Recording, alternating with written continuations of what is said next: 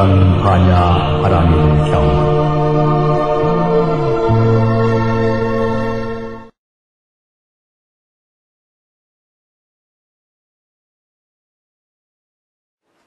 반갑습니다.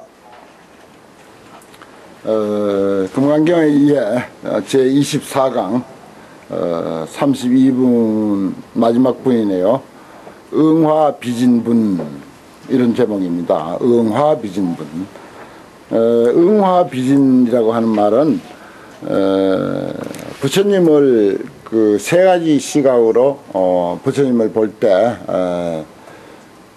법신, 보신, 화신, 이렇게 이제 세 가지 몸이 있다, 이렇게 이제 봅니다. 뭐 하필 세 가지 몸뿐이겠습니까? 또 열의 시포 하면은 10가지 이름으로 또 부처님을 보는 그런 입장도 있으니까요. 그런데 대개 이제 응화신 이렇게도 말하고 응신, 화신 이렇게도 말하고 같은 뜻으로도 이제 봅니다. 아무튼 응화신은 몸신자죠. 응화신은 이게 진짜가 아니다, 진리가 아니다, 이런 뜻입니다. 비진했으니까요.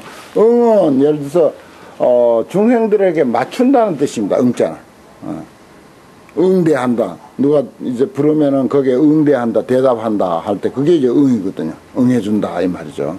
누가 뭐 질문해 오든 아니면 어떤 일을 하자고 하든 그럴 때 이제 내가 응해준다 하는 것입니다. 마찬가지로 부처님이 중생들을 교화하기 위해서 중생에게 맞춰주는 것, 이게 응입니다.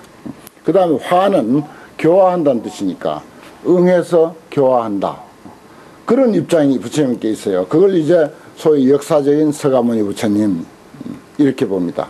그래서 역사적인 서가모니 부처님은 흔히 응신, 화신 이렇게 표현하는데, 그것을 이제 비유를 들자면 천강유수, 천강월 이렇게 표현해요. 일천강에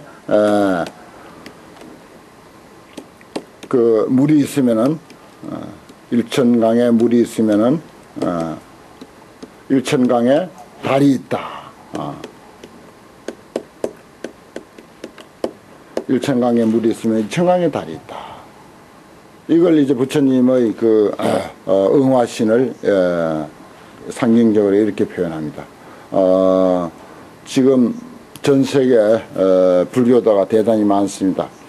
불교도가 많기 때문에 수행처도 그렇게 많습니다. 설법처도 많고, 그걸 흔히 우리는 사찰 내지 법당 또는 뭐 수행처 이렇게 이제 표현을 하는데, 다 부처님이 계세요. 또 불상도 있습니다. 불상과 부처님의 어떤 그 가르침, 뭐 정신까지도 모두 합해서 이거는 응화신이라고 할 수 있습니다.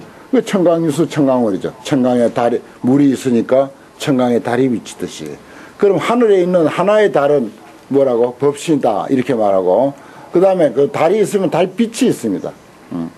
달빛은 말하자면 초생달이냐 보름달이냐에 따라서 그 달빛의 강도가 다르지 않습니까? 그걸 이제 보신 이렇게 합니다. 공덕의 몸, 그런 말이죠. 우리는 다 같은 마음을 가지고 있으면서 부처님처럼 저렇게 환하게 밝은 달 아니죠. 부처님의 그 위덕을 표현할 때 유여 천일출 이런 말을 씁니다. 마치 1000개의 태양이 동시에 뜬 것과 같아. 부처님의 공덕, 부처님의 영향력은 그래요. 세조는 서가모니 부처님의 영향력은 마치 1000개의 태양이 동시에 뜬 것과 같다.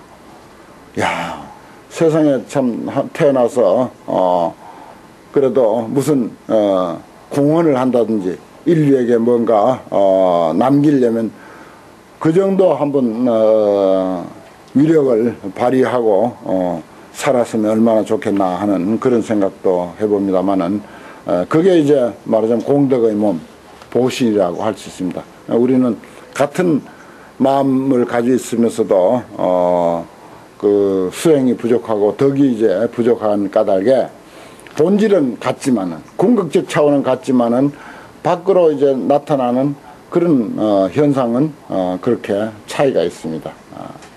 그야말로 금음달이 돼버리면 신도 못 찾아, 캄캄해서.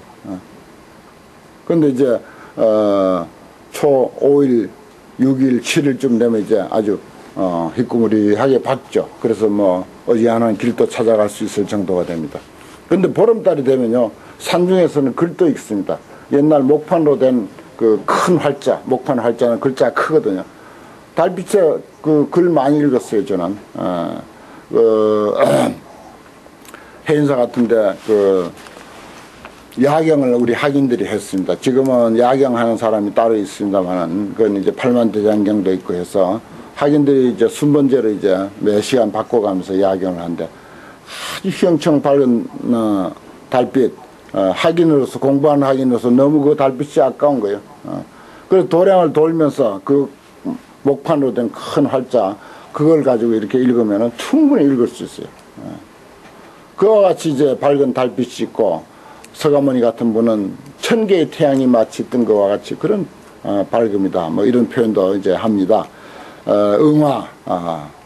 그러나 청강유수 청강월은 달이 숨는다든지 진짜 달이 숨는다든지 아니면은 부처님이 교화를 거둔다든지 하면은 아무것도 없습니다. 사라집니다. 그래서 진짜가 아니다 하는 그런 말을 하는 거예요. 수보리야 야규인이 만약에 어떤 사람이 만 채운다. 아주 자주 나오죠. 무량 아성지 세계 칠보로. 저긴 뭐라고? 3천 4천 세계 칠보로 이런 말을 하다가 이제는 무량이라고 했습니다. 무량 아성지 세계의 칠보로, 세계와 같은 그런 칠보로서 지용보시, 가져서 보시에 사용한다면 또 약유 선남자 선녀이 만약에 또 어떤 선남자 선녀인이 보리심을 바란 사람이 보살심을 바란 사람, 여기는 보살심.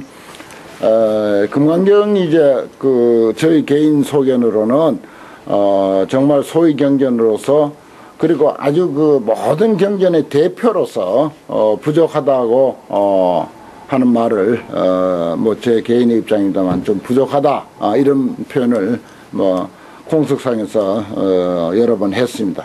왜 그러냐? 바로 이 보살심이 부족해요. 보살심에 대한 이야기가 보살 사상 내지 보살 정신, 보살 행에 대한 이야기가 금강경에는 부족합니다. 그저 우리들의 상병을 고치는 데는 아주 뛰어난 처방전이면은 분명하지만은 말하자면 대승불교의 특징은 보살행이 있거든요, 사실은. 부처님도 평생 보살행 하셨습니다. 당신의 깨달음이라고 하는 재산을 가지고 대시주자가 되어서 가는 곳마다 다 나눠드리는, 구석구석 찾아다니면서 나눠드리는 그런 보살행으로 일관하셨기 때문에 불교의 그 근본 취지는 보살행에 있습니다. 근데 금강경은 그게 좀 부족해요. 그런데 여기 보살심이라는 말이 모처럼 이렇게 나왔습니다. 보살심을 바란 사람. 사실 우리가 보살심을 바라야 돼요. 아무리 지혜가 높고 깨달음이 출중한다 한들 보살심이 없어서 다른 사람을 배려하거나 다른 사람을 안타까워하거나 다른 사람을 깨우쳐 주고자 하는 그런 마음이 없으면 그 무슨 소용이 있습니까? 그걸 독각이라고 하고 그 소승이라고 하고 그걸 이제 자리행, 자기만 이롭게 할 줄 아는 사람이라고 이렇게 이제 매도하는 거죠. 그건 대승불교에서는 그거 사정없이 매도해버립니다. 그런 입장에서 볼 때 이제 금강경은 참 좀 부족한 면이 있죠. 그 불교 전반으로 봤을 때 하는 이야기입니다. 그 점도 이제 금강경 공부하는 분으로서 이제 유의하시기 바라고요. 아무튼 그런 보살심을 바란 사람이 지어 착용하여 이 경전을 가지고 이런 말이요. 경 전체거나 내지 사구개덕만을 수지 독송하여 위인 해설하면 위인 연설하면 남을 위해서 연설할 것 같으면 그 복은 저 복보다 훨씬 뛰어나리라. 저 복 뭐라고? 앞에 있었던 야유인이 만무량 아성지 세계 칠보로 지용 보시한 사람, 그 사람이 얻는 복, 뭐 그런 그 사람이 얻은 복이 얼마나 되겠느냐. 매우 많습니다, 세존시여. 뭐 이런 말은 저 앞에서 여러 번 있었으니까 여기서는 생략이 됐죠. 이쯤 되면 이제 벌써 다 이해할 거니까. 그래서 그 사람이 그 칠보로서 보시하고 얻은 그 복보다도 훨씬 뛰어나다, 훨씬 많다, 이런 말입니다. 그러니까 보살심 바란 사람으로서 그 보살심으로 인해서 보살정신으로 금강경을 또는 금강경 사구개만이라도 내가 잘 간직하고 외우고 쓰고 남을 위해서 그것을 이야기해주고 범소유상 계시 허망이야. 그러면서 정말 그 아픔을 달래기도 하고 자기 자신도 위로하고 남도 위로해주고 이러한 정도만이라도 할 것 같으면은 그 복이 훨씬 뛰어나다 그랬습니다. 그런데 그동안 우리는 어디에서나 위인연설, 남을 위해서 경을 이야기해주는 이 일이 어떤 것인가 그런 생각을 하지 않습니다. 그냥 이렇게 저처럼 말하는 거, 또 법회하는 장소에 인도하는 거, 그 다음에 그 수많은 포교활동, 법회활동 이런 것들이 위인연설이라고 그렇게 알고 있습니다. 전혀 의심의 여지가 없었어요. 그런데 여기서 이제 하나의 눈을 또 새롭게 떠야 할 것이 운하 위인연설고 위인연설, 설법 이야기를 자꾸 하는데 뭐가 도대체 위인연설이냐, 뭐가 남을 위해서 연설하는 것이냐, 이걸 아주 비수와 같은 그런 그 질문을 해왔습니다. 운하 위인연설고 이 참 그동안 우리가 알고 있던 그런 그 설법, 포교, 연설 이런 것을 이 순간 다 깨뜨려버리고 싹 쓸어버리는 그런 순간입니다. 질문만으로도 이미 그런 시시한 연설은 여기서 이제 문제 삼지 않는다는 거예요. 이게 답입니다. 불취여상 여여부동이라 그랬습니다. 상을 취하지 아니하고 여여부동한 모습, 여여부동한 삶, 상내지 않는 삶, 생색내지 않는 삶, 어떤 일을 하고도 거기에 대해서 이미 시침 딱 떼고 잊어버리고 사는 사람. 시침을 떼고 싶어서 떼도 좋아요. 우정 떼도 좋습니다. 그런데 자연스럽게 시침을 떼면 그건 더 좋습니다. 이미 그 사람에게는 머리에 남아있지 않아. 어떤 좋은 일을 하고도 그 사람에게는 도대체 조그만 흔적도 없어. 그걸 그대로야. 이걸 글쎄요, 그게 이제 하나의 예화가 될는지 몰라도 어느 사찰에 많은 시주를 하신 분이 있어. 그런데 다른 그 사람들 같으면 이 절에서 제일 공로자, 제일 시주 많이 한 사람, 그래서 예를 들어 주지 스님이 버선발로 뛰어내려가서 영접해 드리고 늘 그저 오시면 그저 대중방에 안 가고 주지실로 모시고 상도 따로 이제 차려다가 주지실에다 갖다 모시고 이렇게 대접받아야 할 만한 사람인데 간혹 그런 사람도 있어요, 사실은. 있는데 그런데 그렇지 않고 그저 늘 그저 후원에 가서 같이 일하고 같이 대중들하고 섞여서 같이 식사하고 같이 법문 듣고 같이 봉사하고, 그래서 아무도 몰라. 그 사람이 누군지 아무도 몰라. 겉으로라도 최소한도 불취여상 여여부동이야, 그 사람. 그런데 그러한 사람인 줄 만약에 혹 한두 사람이 안다면 그 사람은 얼마나 존경하겠어요. 야, 저 사람 우리하고 생활은 똑같이 하지만은 전혀 주지스님도 크게 눈여겨보지도 않고 또 그렇게 대접 받으려고 하지도 않고 그러면서 그냥 여여하게 신도들 올 때 오고 갈 때 가고 신도들 앉는 자리에 같이 앉고 서는 자리에 같이 서고 그 흔적 없이 아무런 자취 없이 그렇게 사는 사람이라면 상당히 그 참 존경받을 것입니다. 그 사람의 행동 그것으로서 이미 큰 설법을 하고 있는 거죠. 감동을 주고 있습니다. 그 어떤 말로서 설법한 것보다도 훨씬 더 큰 감동을 주고 있습니다. 그 사람. 두고두고 감동을 주고 있는 거예요. 그게 진정한 유인연설이다. 불취여상 여여부동의 삶. 상을 내지 아니하고 여여부동한 그 모습의 삶이 그야말로 그 사람이야말로 진짜 설법하는 사람이다. 설법의 실체다. 설법의 진면목이다. 글쎄요, 이 구절을 이렇게 이해하는 것이 100% 이해하는 것인지는 모르겠습니다만 저는 늘 이 대목에 그렇게 이해하고 또 저 혼자 그렇게 감동을 합니다. 아무리 말로 청산유수처럼 잘 한들 그 무슨 그렇게 큰 효과가 있겠습니까? 물론 자기 혼자 금강경을 읽었는데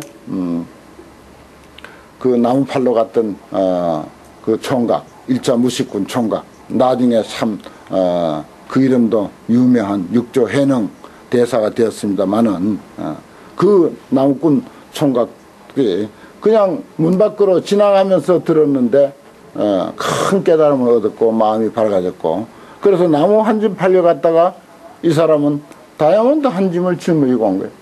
바로 금강경을 짊어지고 온 거라고요.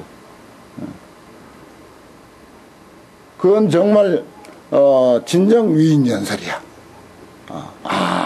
누구에게 들려주겠다 하는 그런 마음도 없이 자기 혼자 묵묵히 읽고 있었는데 들은 사람은 그렇게 온 천지를 진동하는 듯한 그런 큰 충격과 깨달음을 얻게 됐다 하는 그런 또 사례도 또 있습니다.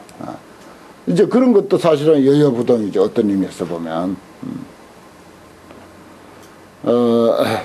그 신도의 이야기를 이제 했는데 우리에게 가장 이제 좀 가깝게 이끌어다가 좀 이해해야 할 부분은 오히려 그런 점이 아닐까 그렇습니다.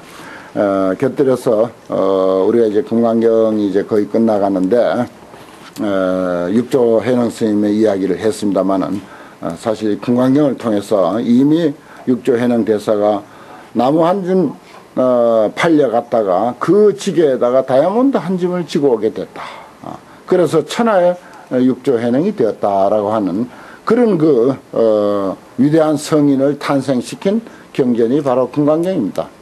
그래서 이 금강경 사실 우리가 제대로만 공부하면요 정말 우리 인생을 나무 한 짐 같은 그런 그 무가치한 인생을 다이아몬드 한 짐과 같은 그런 아주 빛나는 가치 있는 인생으로 바꿔놓을 수도 있는 것이 또 금강경인 것입니다. 우리가 어떻게 공부하고 어떻게 이해하느냐에 달렸을 뿐인 거죠. 그런 사례가 분명히 있지 않습니까? 역사적으로. 그러니까 이것을 이제 공부하는 우리들은 참으로 소중하게 생각을 해야 되고, 우리가 얼마만치 그 가슴에 와닿게 공부하는가, 이것만이 우리 숙제고 우리의 할 일이죠. 정말 다이아몬드, 이 지구만한 다이아몬드의 가치보다도 이것이 금강경이 훨씬 더 가치 있다고 했는데 도대체 그게 가슴에 와닿지 않는 거예요. 가슴에 와닿지 않는. 부처님이 거짓말 할 일도 없고요. 무슨 어리석은 중생들 놓고 장난할 일도 없는 것이고. 그런데 이제 우리가 그렇게 깊이 느끼지 못하는 것은 우리의 그 문제이지 결코 금강경이 잘못됐거나 부처님이 잘못됐거나 그런 것은 아닐 것입니다. 예컨대 태양은 아주 밝습니다. 그런데 맹인은 늘 어둡다고 그렇게 불평합니다. 태양이 허물이겠습니까? 누구의 허물이겠습니까? 눈을 못 뜨는 맹인의 허물이지 저 밝은 태양에는 아무런 허물이 없습니다. 마찬가지로 정말 금강경의 가치는 금강경 안에서 이야기한 대로 그와 같은 그 가치가 있는 가르침에 틀림이 없습니다. 육조스님 말씀 난 김에 곁들여서 드린 말씀입니다. 아이고 왜 그러냐 일체유의법 여몽환포령 여러 여여전 응자여시관이니라. 이게 이제 마지막 사구계죠. 일체유의법. 일체 조작이 있는 법이라고 하는 것은 꿈과 같고 환영과 같고 물거품과 같고 그림자와 같고 이슬과 같고 저 번개불과 같다. 그러니 응당이 꼭 이와 같이 관찰을 하라. 응작 여시관 꼭 이와 같이 관찰을 하라. 그러니까 이러한 유의법, 눈에 일차적으로 비춰오는 이 현상 그 너머를 볼 줄 알아라. 실상을 볼 줄 알아라 하는 것입니다. 그 너무 현상에 우리가 쏘가 살아서 문제라는 거죠. 현상에 쏘가 살면. 그리고 말도 그렇습니다. 말 한마디 딱 하면 그거 새기지도 않고 그냥 말 소리에 반응해버리는 것. 그럼 뭐 백발백중 그건 오해하기 일쑤입니다. 반드시 오해하게 돼 있어요. 말 듣고 그것을 잘 새겨보고 어떤 심정에서 그런 말이 나왔는가, 그 사람이 오늘 뭐 기분이 안 좋은 일이 있었는가, 이런 배려까지 할 줄 알고 깊이 새기면은 전혀 오해의 여지가 없죠. 마찬가지로 세상을 보는데 바로 일차적인 그런 그 관점에서 보면은 그건 정말 부족한 관점이죠. 그래서 여기서 그런 것은 다 흠망하는 것이니 여몽환 포령 여로 여겨전 일체유의법이라고 하는 것은 꿈이요 환영이요 물거품이요 그림자요 이슬이요 번개뿐이다. 꼭 이렇게 좀 꿰뚫어보는 실상을 좀 이렇게 꿰뚫어보는 그런 그 관찰이 필요하다. 불설시경이 하시니 부처님께서 이 경전을 설에 마치시니 장로 수보리와 장로 어른 수보리와 급제 그리고 여러 비구 비구니와 우바세 우바이와 그리고 일체 세간 천인 아수라가 문불소설하고 부처님의 설하신 바를 듣고 괴대 환희하여 신수봉양하더라. 다 크게 환희해서 믿고 받고 받들어 행하더라 이랬습니다. 이게 이제 여시아문에서 시작해서 신수봉행까지가 모든 경전의 끝이죠. 여시아문에서 시작해서 끝에는 거의 환희봉행이나 또는 신수봉행 이렇게 이제 되어 있습니다. 그리고 금강경 빨리 읽으려면은 읽는 요령이 있어요. 여시아문하야 신수봉행하니라 이래버리면 이제 모든 것이 다 끝나는 그런 내용입니다. 그러니까 이 금강경을 이렇게 해서 다 마치고 다음 시간에 금강경 총정리를 다시 한번 해드리겠습니다. 32분 마지막 분 이상입니다. 감사합니다.